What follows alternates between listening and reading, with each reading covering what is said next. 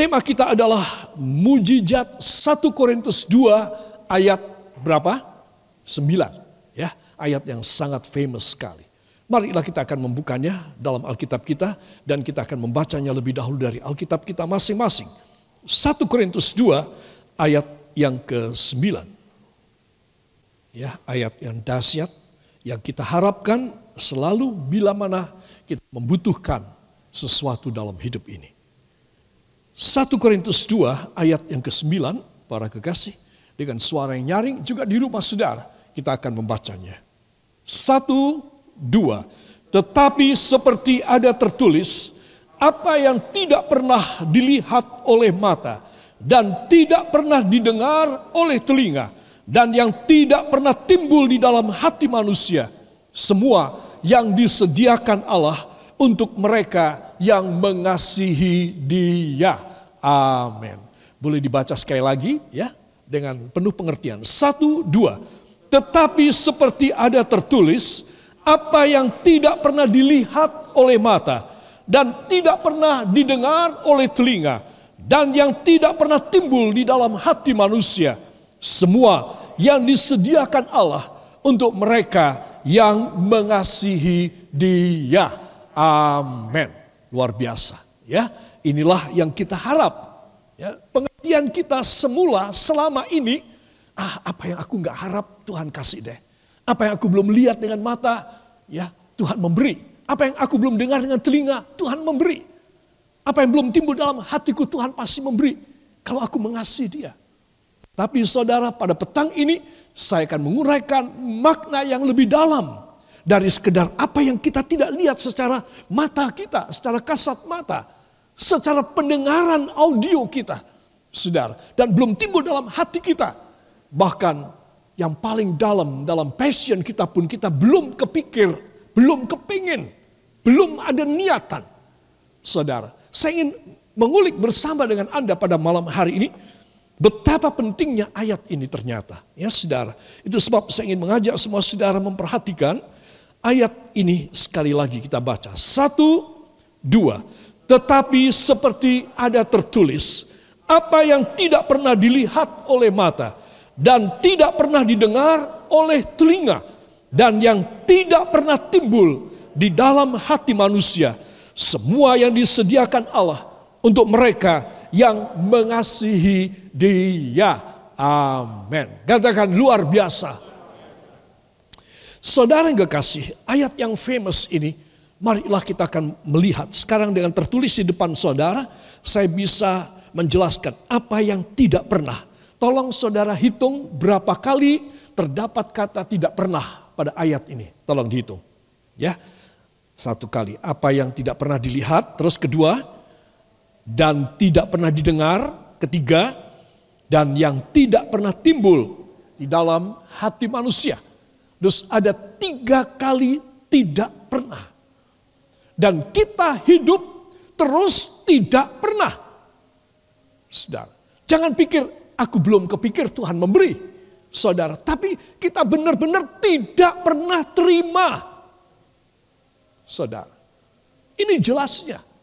Ya, ini faktanya. Jadi ayat ini seringkali kita membuat kita penuh dengan harapan. Tuhan, iya Tuhan, apa yang hamba tidak pernah lihat, tidak pernah pikir, tidak pernah dengar, Engkau sudah sediakan buat hamba. Sampai mati cuma begitu saja. Tetap tidak pernah. Bagaimana saudara? Maukah saudara meninggal dunia dengan tetap tidak pernah menerima apa yang belum saudara lihat, apa yang belum saudara dengar, apa yang belum timbul dalam hati keinginan hati saudara. Sampai mati tetap tidak pernah. Mau apa tidak? Ya, katakan pada samping Anda mau enggak? Gitu. Jawab. Ya, ini persoalan gede loh saudara. Seringkali kita cuma berharap, ya Tuhan, apa yang hamba tidak pernah pikir dan tidak pernah kelihatan, tidak pernah hamba dengar, Engkau pasti memberi kepada hamba. Namun tetap tidak pernah sampai mati. Itu sebab ini kita harus perhatikan. Kenapa ini bisa terjadi dalam hidup kita. Itu sebab mujizat 1 Korintus 2 ayat yang ke-9 harus kita maknai dengan aku nggak mau lagi dengar kata tidak pernah dalam hidupku. Aku tidak mau lagi menjadi korban dari sesuatu situasi dan kondisi yang tidak pernah aku terima. Aku mau sebelum mati, aku sudah pernah. Aku sudah pernah. Aku sudah pernah. Sudah. Jangan saudara mati dengan kata-kata tidak pernah. Wah, Tuhan memberitahu kepada saya, kamu harus memberitahu anakku kepada semua jemaat. Supaya hidup mereka bermakna. Hidup mereka bisa dinikmati. Hidup mereka bisa bahagia. Karena mereka mendapat pekerjaan, janji daripada Allah di dalam hidup mereka. Bila saudara melihat slide ini, lukisan ini, saudara, lukisan yang fenomenal ya, kelihatannya bahwa ini ada gunung tercabut. Dan inilah yang Yesus ajarkan untuk kita menghancurkan kata tidak pernah. Jadi kita harus pernah. Katakan saya harus pernah. Haleluya, ini penting sekali. Mari buka Alkitab saudara. Di dalam Matius 21 ayat 21 dan 22 para kekasih. Injil Matius pasal yang ke-21 ayat 21 dan 22. Saudara, apa judul daripada perikop ini? Yesus mengutuk pohon ara. Ya, kenapa kok dikutuk pohon ara? Ya, karena mereka heran. Karena mereka, Yesus bersama dengan murid-murid heran. Biasanya pohon ara ini di mana-mana itu mesti ada sedikitlah buahnya. Tidak ada musim buah ara, itu tidak ada. Sepanjang tahun itu pasti berbuah, walau sedikit-sedikit. Tetapi kali ini Yesus tidak mendapat buah pada pohon ini. Ya, saudara. Dan itu sebabnya bukan Yesus ini orangnya pemarah. Bukan Yesus ini orangnya emosional. Tidak bisa tersinggung. Apa yang mau tidak ada, terus dia marah demikian. Sampai mengutuk ini pohon. Tidak, dia sedang memberi pelajaran tentang iman. Katakan pelajaran tentang iman. Supaya hidup saya lepas dari kutukan iblis. Yaitu kalimat dan keadaan tidak pernah.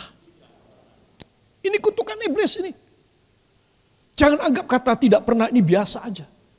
Ya, saudara, menurut ilham roh Tuhan mengatakan pada saya. Kata tidak pernah dalam konteks ini adalah kutukan iblis. Apa kamu masih ada di bawah kutukan iblis?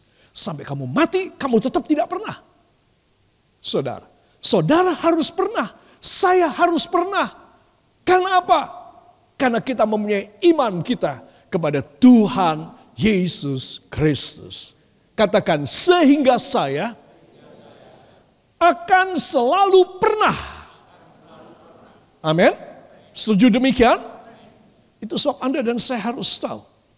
Itu sebab ayat yang ke-21, kita akan baca ayat 21 dan 22. 1, 2. Yesus menjawab mereka, aku berkata kepadamu, sesungguhnya jika kamu percaya dan tidak bimbang, kamu bukan saja akan dapat berbuat apa yang kuperbuat dengan pohon ara itu.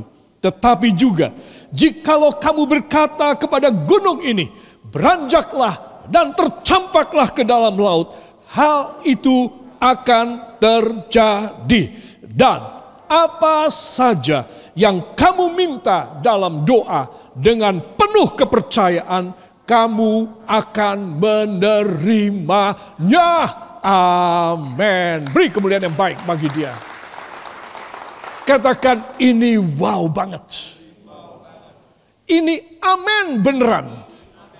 Saudara, jadi saudara harus melihat konteks daripada 1 Korintus 2 ayat yang ke-9. Kita seringkali ada di bawah kutukan kata tidak pernah.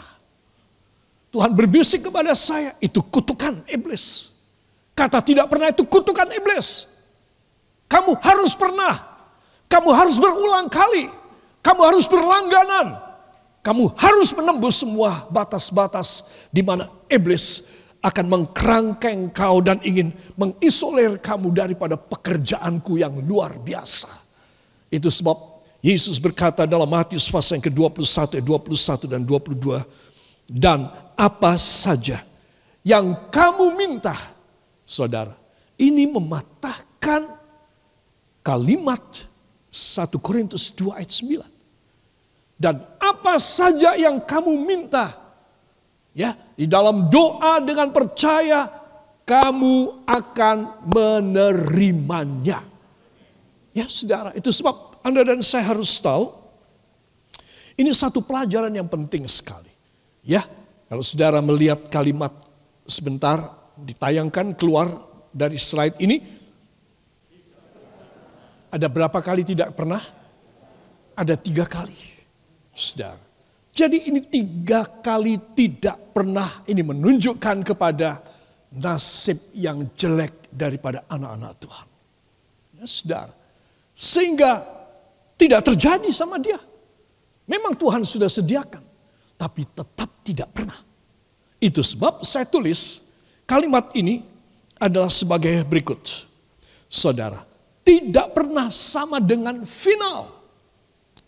Jadi kalau saudara berkata tidak pernah, itu memang benar-benar saudara tidak pernah. Itu kalimat yang final, ya, tidak ada jalan keluar, no way out. Saudara benar-benar saudara, betul-betul saudara sudah mentok, no way out. Dan juga saudara dalam keadaan yang menerima apa adanya. Asal saya masuk ke sorga, ya tidak apa-apa sih. Kalau saudara mau demikian, kalau saudara tidak mau dibuka hati pikiran saudara oleh Roh Kudus tentang kata tidak pernah dan saudara tidak ada satu reaksi dan respons positif, Anda dan saya tetap akan tidak pernah. Never, never, and never. You have to receive the breakthrough from Jesus Christ through His Holy Spirit and His promise of these words. Or unless you still, until your death, you still never receive anything. Because you under the curse of the Satan to be never, never, never. Itu sebab Anda dan saya harus tahu, kata tidak pernah ini final, no way out. Itu sebab kata ini harus dipatahkan oleh firman Tuhan. Katakan, kata tidak pernah harus saya patahkan ketika saya percaya kepada firman Tuhan. Amin.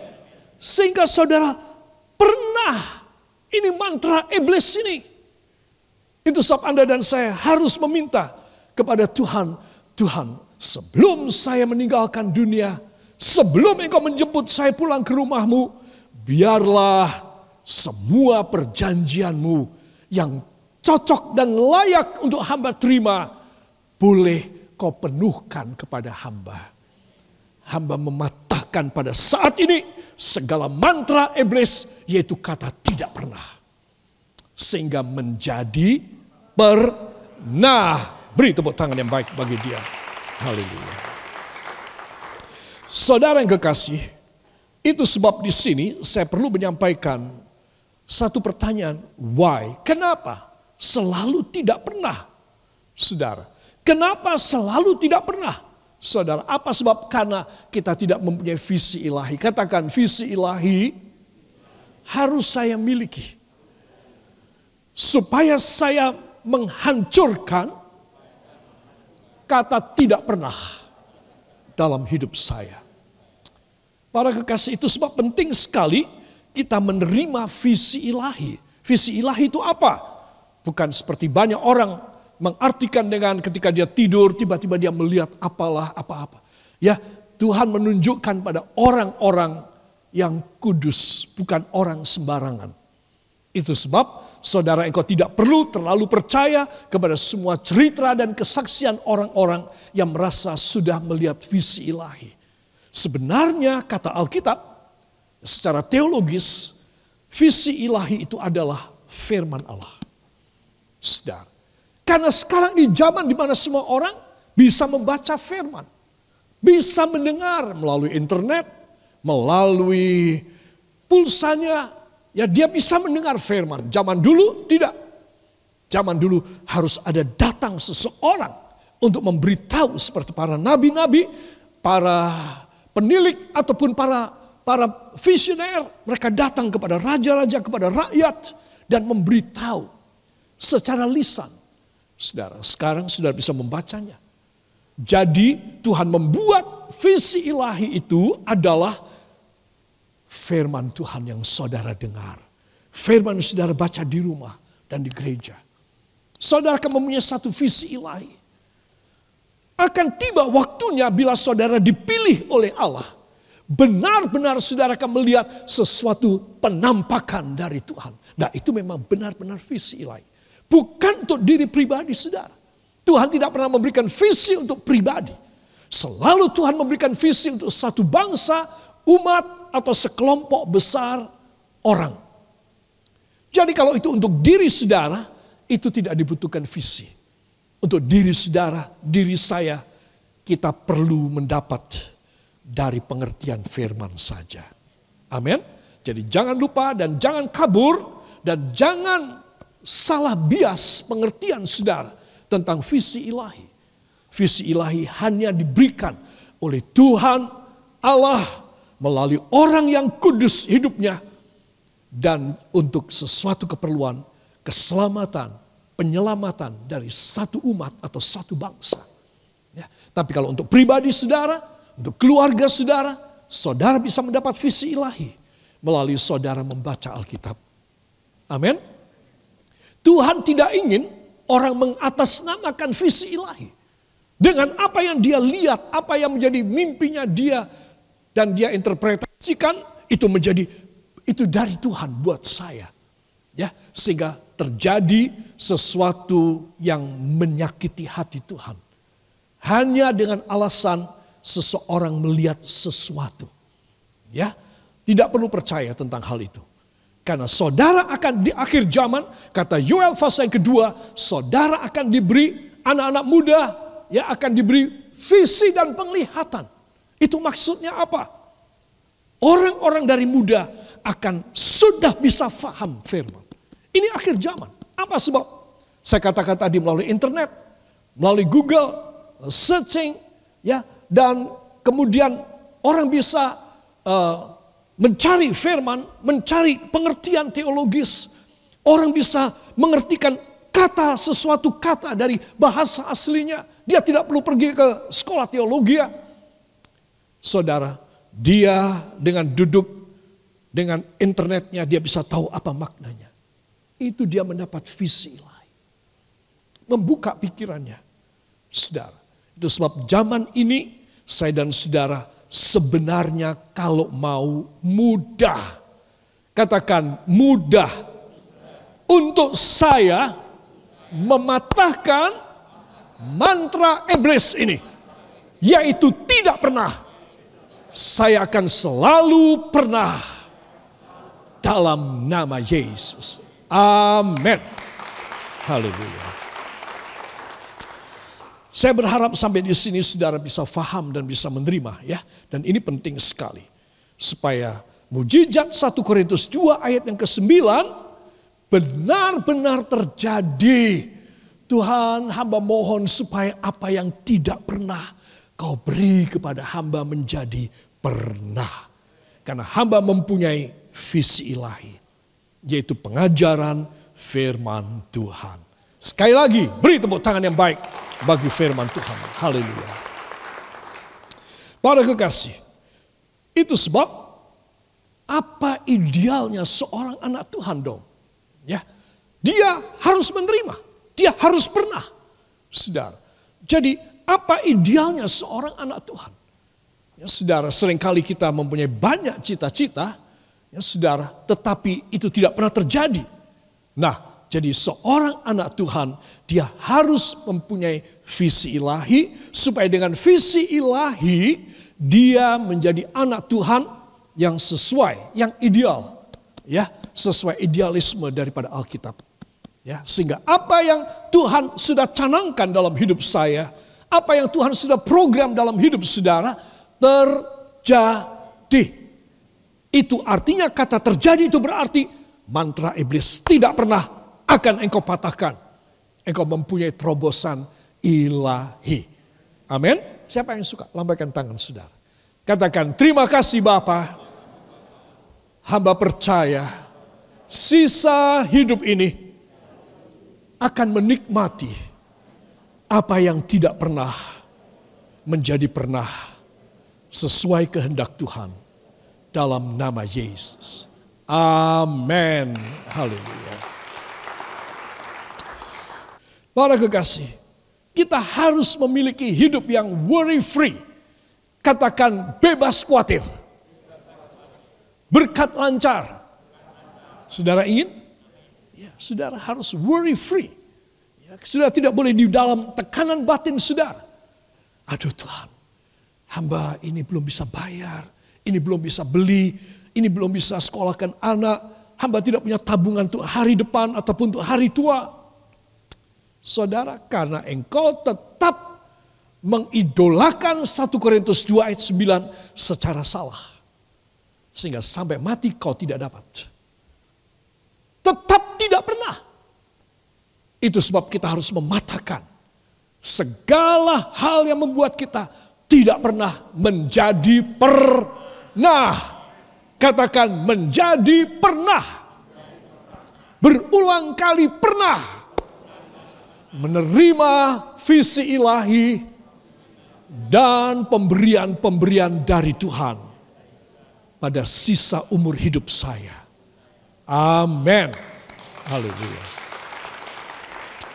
Saudara, worry free dan berkat lancar itu pasti menjadi idealisme kita. Ya, keinginan kita, harapan kita, ya, keturunan kita, saudara, orang tua kita menaruh harap tentang hal ini. Dan kedua, bugar dan happy. Nah, saudara, semua orang tidak mau menukar kebugarannya, kesehatannya dengan uang, dengan harta benda. Tidak mau. Saudara, orang berusaha supaya dia bugar, supaya dia happy. Dan kemudian secara rohaninya apa? Dia harus bertambah, tambah. Ada berapa plus di sana? 3. Katakan bertambah. Untuk mengalahkan tidak pernah pada sisa hidup saya. Amin. Ya. Para kekasih, itu sebab hal yang kedua adalah bugar dan happy. Saudara, saya yakin saudara mencarinya. Orang mencoba untuk bagaimana caranya dengan bersemedi, tinggal di gua, ya, dengan risiko diterkam binatang buas ataupun dipatuk ular yang berbisa. Tetap aja orang mau. Kungkum di pertemuan arus air sungai dengan laut. Bahaya sekali itu saudara. Bahaya sekali. Tapi orang menyambung nyawa. Konon dengan mereka melakukan demikian, ritual-ritual demikian, mereka bisa mendapatkan happiness, mendapatkan kuasa kesaktian, mendapatkan berkat yang lancar, mendapatkan kebahagiaan dalam hidup mereka. Semua katakan bohong. Ya, sekarang jadi ketika saya bilang apa, saudara jawab bohong. Saya bilang apa, saudara jawab bohong. Siap? Konon kata orang, kalau dia kungkum di mana, di pertemuan arus, dan dia bisa mendapatkan kesaktian.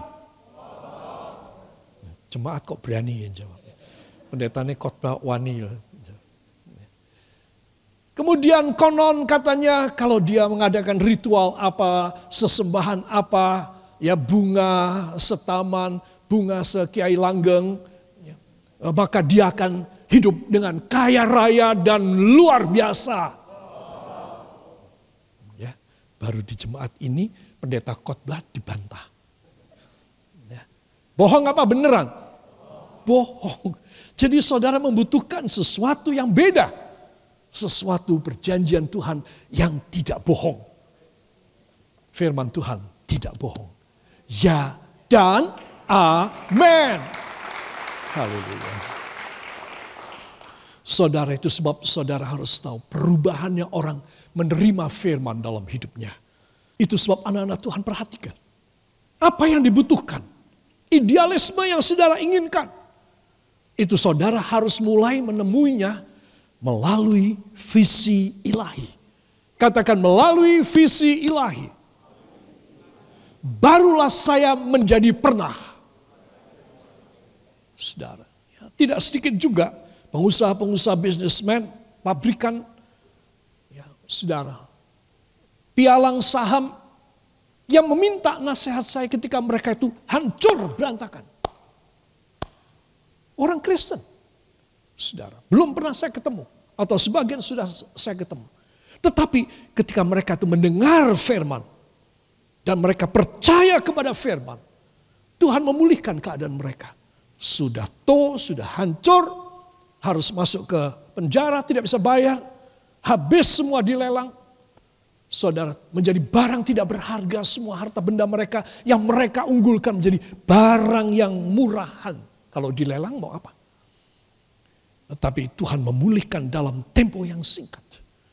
Cuma sekarang adalah apakah seseorang kalau sudah menerima pertolongan Tuhan, dia bisa dipercaya apa tidak?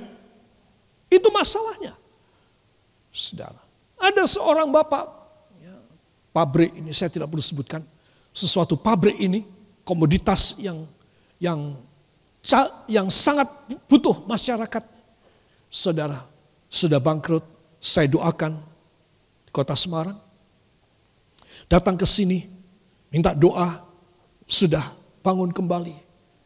2 tahun lagi, datang lagi. Dan dengan kisah yang sama. Saya bilang, kemarin kan Tuhan sudah tolong. Tuhan sudah bangkitkan kembali pabrikmu. Sudah bisa produksi, bisa ekspor. Ya, tapi sekarang saya lagi. Saya jatuh lagi. Saudara, saya bilang, saya akan doakan. Ayo, percaya, Tuhan akan buka jalan. Tuhan buka jalan. Mulai lagi. Ya, bisa ekspor, dia punya komoditi. Saudara. Satu kali dia telepon saya. Tolong Pak Pendeta. Saya mau dipenjara. Loh, kenapa? Karena pabrik saya tutup dan utang saya banyak. Saya bilang kalau begini caranya, memang Anda harus bertobat. Saya tidak mau mendoakan sekali lagi. Kecuali janji sama saya. Engkau bertobat, baru saya akan doakan. Jadi kalau orang itu sudah menerima pertolongan Tuhan, saudara, dia harus menjaga dirinya.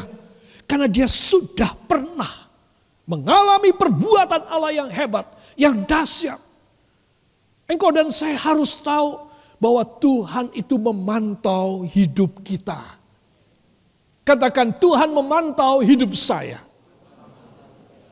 Jadi saya harus bertanggung jawab kepada Tuhan. Supaya seumur hidup saya dimuliakan. Yang mau beri tepuk tangan bagi dia.